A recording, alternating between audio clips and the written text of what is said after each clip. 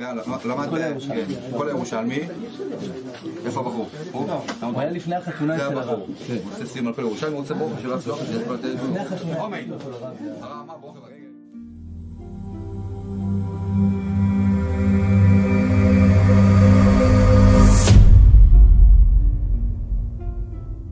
The Rambam is asked a question, and the question is, what is the meaning of life? And for that, he says, it is actually a stupid question. And you can see in Parshas Kedoshim, where it's saying you are to be holy to Hashem. And the Rambam writes, you are to make yourself holy to Hashem. That's it. That's it. That's the purpose of life. And the purpose of life as the Jew in this domain here, not in Olam HaBa, not in the resurrection or the time of the Mashiach, but this realm today is to be holy to Hashem, to be very close in a material world to the Holy One, and to refine yourself and to experience all of the blessings that are talked about that you can see in the Shema that is represented as being in this world right now.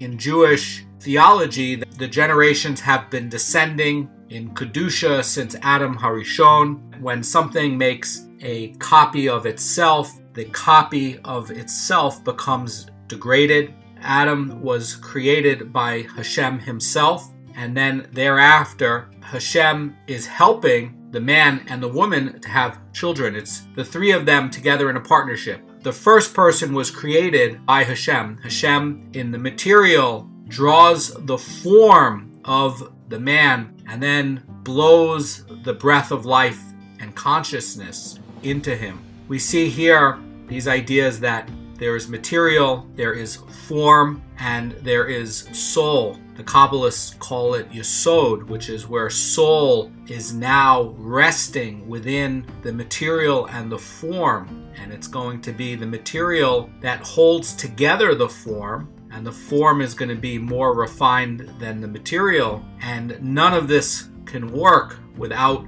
the soul. In a lot of the Midrashic stories, the form of Adam, it was just elevated. It was higher and he was taller. His skin was more luminous. There's a correlation with these generations descending.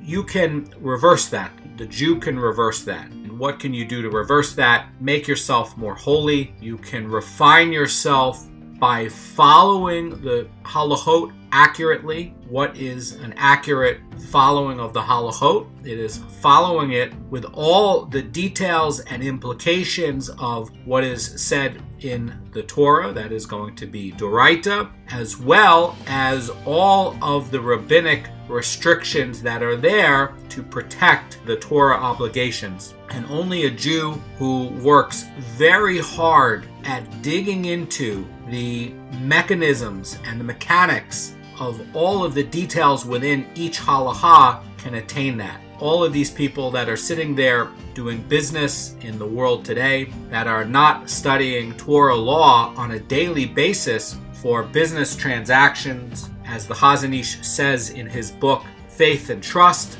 in Amunah and Bitachon, that these businessmen are stealing on a daily basis. The Torah law is very intricate. There's a lot of concern about making sure that there's no misleading, there's no trickery at all in any transaction. So somebody who is not sitting there on a daily basis and honing themselves at this, for sure they are stealing on some way. When you have theft in business, it is very serious and you get special punishments because Hashem really, really does not like theft. Very important to follow the leaders of the generation, and it's very important to make yourself holy so that you have the merit with your children and you have the merit with your possessions and with yourself, and most importantly, you can have the experience that is promised to each and every Jew, to have this metaphysical experience where you are getting all of these blessings by being close to the only one that can help you.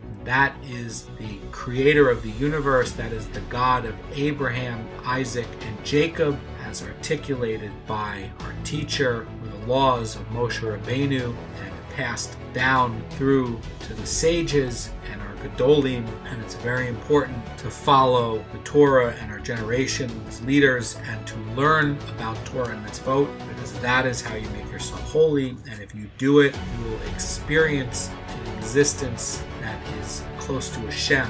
People today are surrounded in a wave of Tumah, and it is these forces of Tumah that come and degrade us when we end up having more and more Tumah in our life, which is going to be unholy sources and more sin and spiritual contamination that we get from sin. We end up descending, and we end up where the material we have and how we are formed, and that flesh and our form and our soul ends up becoming more coarse, and it degrades and it descends and gets further away from Kodesh Baruch Hu, from the holy source. And so what ends up happening is there is less divine providence shining on you, and there is less divine light shining on you. You are further away. And what happens when you have less divine help? You will experience it like you've been thrown to nature. You will experience the world where it'll seem like things are random. And the more you descend with coarseness, the less you can see the workings of heaven, and the less you can experience it. And most of what you will experience is going to just be the punishments from sin, and you will not taste the sweetness of being close to the divine source. The more holy you make yourself, and the only way you can do that is with Torah learning, the more you will experience the warmth of that divine light, which is going to be divine providence and this continuous creation through divine emanation. And the more close you are to the Holy One, to the source, the more real you are, the more reality you have.